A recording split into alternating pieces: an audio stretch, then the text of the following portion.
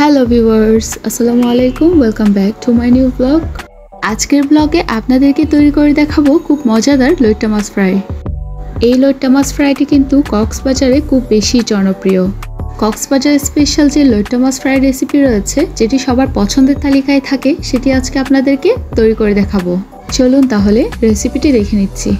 লইট্টা মাছ ফ্রাইয়ের জন্য প্রথমে আমি কিছু লইট্টা মাছ ভালো করে পরিষ্কার করে কেটে মিডিয়াম সাইজ করে নিয়েছি। এরপর 1 চামচের মতো রসুন বাটা, আদা বাটা এবং 1 চামচের মতো সাদা সরিষা বাটা নিয়েছি। এখানে সরিষা বাটাটি অবশ্যই দেওয়ার চেষ্টা করবেন। 1/2 চামচের মতো লবণ দিয়েছি। 1 টুকরো লেবু চেপে রস দিয়ে দিচ্ছি।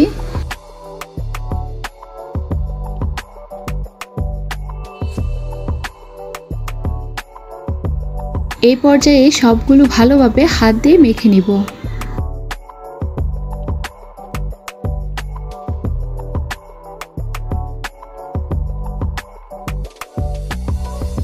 সবগুলো ভালোভাবে মেখে নেওয়ার পর এবার আমি ঢাকনা দিয়ে 30 মিনিটের জন্য ম্যারিনেট করে রাখবো। এবার আমি অন্য পাশে লইট্টা মাছ ফ্রাই করার সময় যে উপরের কুটটি করতে হয়, সেটি মিশ্রণটি আমি বানিয়ে নিচ্ছি। এখানে আমি 1/2 কাপের মতো ময়দা নিয়েছি, 1/2 কাপ কর্নফ্লাওয়ার নিয়েছি। কর্নফ্লাওয়ারের পরিবর্তে চালের গুঁড়োও দিতে পারবেন। পরিমাণ মতো লাল মরিচের গুঁড়ো দিচ্ছি, হলুদ গুঁড়ো দিয়ে দিচ্ছি, সামান্য পরিমাণে লবণ দিচ্ছি। এবার আমি একটু একটু করে পানি দিয়ে ডোটি বানিয়ে নিচ্ছি।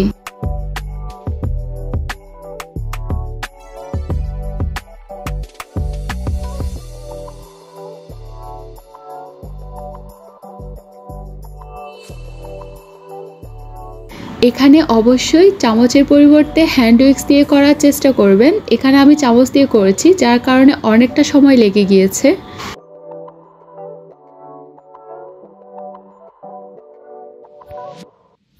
সব ভালোভাবে মিক্স হয়ে গেলে চামচের সাহায্যে দেখে নেবেন এরকম একটা কনসিস্টেন্সি আসবে। অনেক বেশি পাতলাও না, অনেক বেশি ঘনও না। এই পর্যায়ে ম্যারিনেট করা মাছগুলো এক এক করে দিয়ে দিব। এই ক্ষেত্রে হাতে একটি একটি করে দেওয়ার চেষ্টা করবেন। সবগুলো একসাথে ঢেলে দিলে এখানে এক্সট্রা যে পানি রয়েছে সেগুলো চলে যাবে, যার কারণে এখানে ডোটি অনেক পাতলা হয়ে যাবে।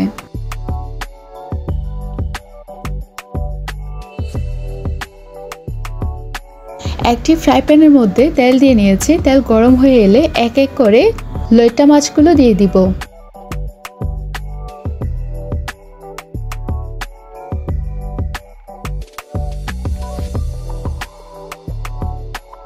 মাছগুলো যখন তেলের মধ্যে দিবেন তখন একটা জিনিস খেয়াল রাখবেন, 1 ইঞ্চি পরিমাণ জায়গা খালি রেখে রেখে দিবেন, না হলে মাছগুলো একটির সাথে অন্যটি লেগে যাবে। লইট্টা মাছ যেহেতু নরম হয়, সেহেতু আপনারা মাছগুলো তেলের মধ্যে দেওয়ার সাথে সাথে উল্টাতে যাবেন না। আস্তে আস্তে করে যখন এক পাশ হয়ে আসবে তখন অন্য পাশ উল্টিয়ে দিবেন।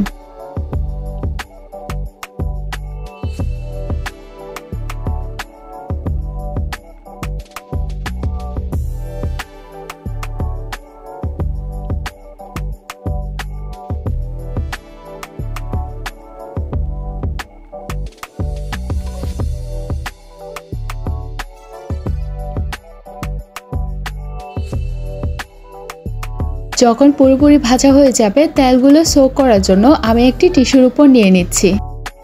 একইভাবে আমি অন্যান্য লইট্টা মাছগুলো ফ্রাই করে নিয়েছি। এই তো দেখতেই পেলেন, খুব সহজে বানিয়ে নিয়েছি এই লইট্টা মাছ ফ্রাইটি। দেখে হয়তো আপনাদের মনে হতে পারে এটি বানানো অনেক কঠিন, কিন্তু না, আপনারা যখন বানাতে যাবেন তখন বুঝতে পারবেন এটি বানানো অনেক সহজ, খেতেও খুব বেশি মজা। আমার এই রেসিপি যদি আপনাদের ভালো লেগে থাকে তাহলে আমার এই চ্যানেলটি সাবস্ক্রাইব করে রাখবেন, লাইক শেয়ার কমেন্ট করে পাশে থাকবেন। আল্লাহ হাফেজ।